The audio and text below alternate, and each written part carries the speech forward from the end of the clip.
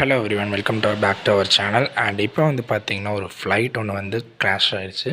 So அதாவது கிராஷ்னால் இது வந்து ஃப்ளைட்டு மோதல் அந்த மாதிரி கிடையாது. இப்போ நீங்கள் பார்த்துட்டு இருக்க விமானம் தான்.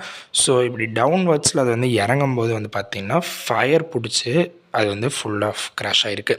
ஸோ இப்போ நான் ஒரு இமேஜில் வந்து சர்க்கிளில் காமிக்கிறேன் பார்த்திங்கன்னா அதுதான் ஃப்ளைட்டு. ஸோ அது வந்துட்டு இருக்கும்போது தான்.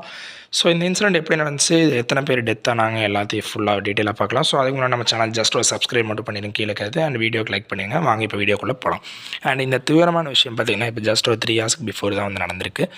என்னென்னு பார்த்திங்கன்னா அசர்பாந்த் அந்த ஊர்லேருந்து நம்மளுடைய ரஷ்யாவுக்கு வந்து இந்த ஃப்ளைட் வந்து வந்துட்டு இருந்திருக்கு. வந்துட்டு இருக்கும்போது ரொம்ப நேரமாகவே வந்து பார்த்திங்கன்னா நம்மளோட இந்த ஃப்ளைட் வந்து பார்த்திங்கன்னா மேலேயே வந்து வானத்துலேயே வந்து வட்டம் விட்டுட்டே இருந்திருக்கு ரொம்ப நேரமாக. ஸோ அது என்ன இஷ்யூ அப்படின்னு யாருக்குமே இது வரைக்கும் தெரியல. அண்ட் இந்த இன்சிடென்ட் டேக் பிளேஸ் ஆன இடம் எங்கேன்னு பார்த்தீங்கன்னா கசகஸ்தான். ஸோ நிறைய பேர் வந்து இந்த கசகஸ்தானை வந்து கேள்விப்பட்டிருப்பீங்க. ஸோ அதுக்குள்ளே இருக்கிற ஒரு சிட்டியில் தான் வந்து இந்த இன்சிடென்ட் வந்து நடந்திருக்கு. இதில் டெத் அப்படின்னு பார்த்தோம்னா டோட்டலாக வந்து பார்த்திங்கன்னா 72 மெம்பர்ஸ் வித் க்ரூனால் இந்த பேசஞ்சர்ஸ் கூட வந்து இந்த வேலை செய்கிற ஆட்கள், இந்த ஃப்ளைட்டுக்கு தேவையான ஆட்கள், பைலட்ஸ் இவங்க எல்லோரும் தான் க்ரூ அப்படின்னு சொல்லுவாங்க.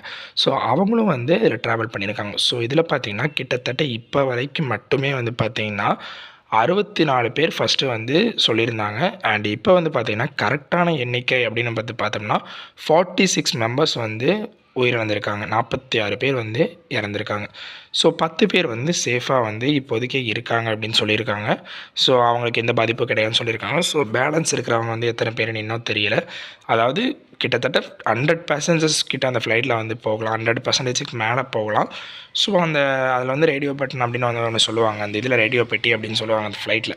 ஸோ அவங்க பைலட் என்ன பேசிக்கிறாங்க எல்லாமே வந்து நம்ம அதை தெரிஞ்சுக்கலாம். ஸோ அது கிடச்சதுன்னா நம்மளுக்கு வந்து அவங்க போலீஸ் எல்லாமே இன்வெஸ்டிகேஷன் பண்ணி அவங்க வந்து கரெக்டான சிச்சுவேஷன் என்னென்னு கண்டுபிடிக்கிறதுக்கு ஈஸியாக இருக்கும். அண்ட் பைலட் வந்து மேலேயே வட்டமிட்டு இருந்தபோது ரொம்ப நேரமாக வட்டமிட்டு இருந்திருக்கு இந்த ஃப்ளைட்டு.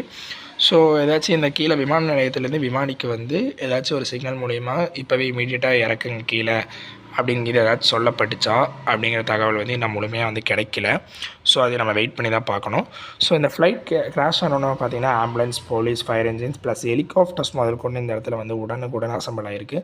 ஸோ நீங்கள் வந்து இப்போ வீடியோவில் பார்க்குற மாதிரி வந்து பார்த்திங்கன்னா எல்லாமே வந்து அந்த ஃப்ளைட் கிராஷ் ஆனதே பார்த்திங்கன்னா பாதி ஃப்ளைட்டே காணும். நெருப்பில் எரிஞ்சிருச்சு பாதி ஃப்ளைட்டு. அது மட்டும் இல்லாமல் ஃபுல்லாக அந்த தகர டப்பா மாதிரி அந்த அளவுக்கு கிராஷ் ஆகிருக்கு. ஸோ ரொம்பவுமே வந்து வேர்ஸ்ட்டான ஒரு இதுலேயே வந்து இந்த ஃப்ளைட் இதாக இருக்குது. அதுவும் லேண்டிங் பிளேஸே நீங்கள் பாருங்கள், ஒரு மாதிரி புல் மேடாக தான் அந்த லேண்டிங் ஸ்பேஸே இருக்குது.